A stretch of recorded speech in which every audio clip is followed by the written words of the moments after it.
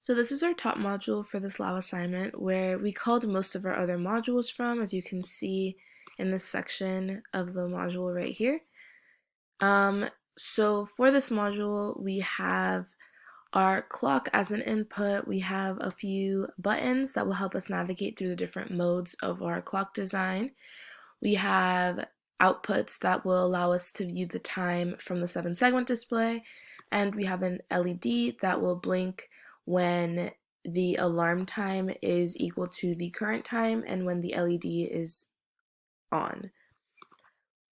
So for our first mode, we instantiated a module called clock divider to continuously keep counting the time in a 24-hour format. In order to get the 12-hour format, we created this module, this time format 12-hour module, um, in order to change the time accordingly. So this is the module right here. So what it will do is it'll take the current hour and we'll switch it to its corresponding 12-hour form using this always block right here.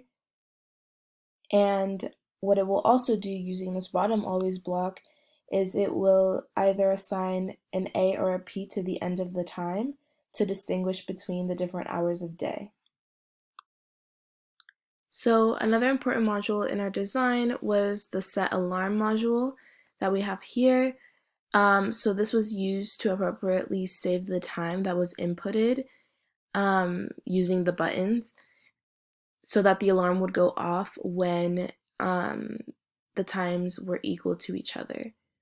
So this is kind of the implementation of that.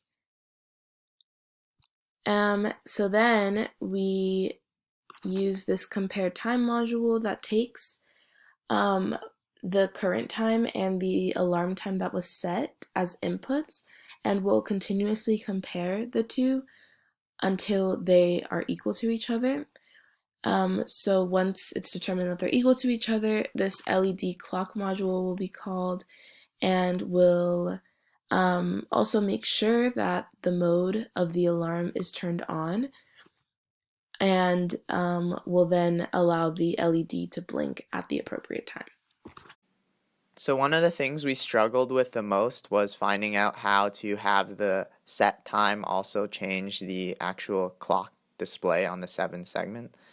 So essentially we had our increment modules which would pass the respective digits to the timer. However, when we did this before, it only changed the timer of the display when we are in the set time mode.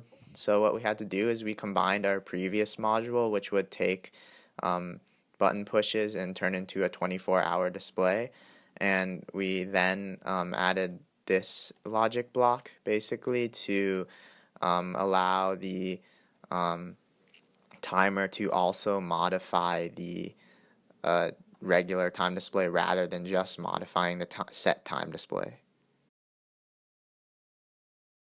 So here's a brief overview of our design. This is the first mode. It's in 24-hour format right now. And then we switch using this switch. And now we're in the AM mode. As you can see, it's 12, and there's an A representing AM. And then we can switch. This is our alarm. We set this using these buttons right here. You can switch the alarm, and then we can go here. This is our set time, so we can set the time, for example, and then when we switch back, we start at 7 and switch back, start at.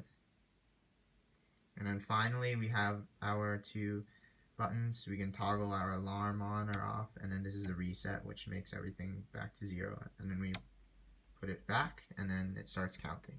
So I've set the alarm to toggle at 1 minute and 1 second. So we'll see what happens when we reach 1 minute 1 on the timer. We have about 5 seconds left till the alarm, and I've toggled it on, as you can see.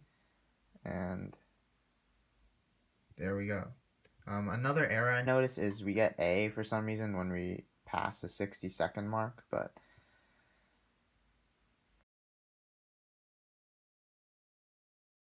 we definitely struggled with creating the set time and set alarm modules.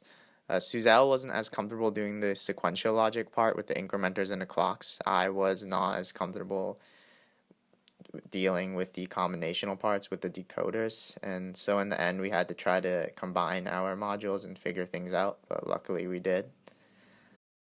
So as Charles mentioned, we struggled with the set time mode, especially when it came time to actually save the new time that we were inputting and update the clock.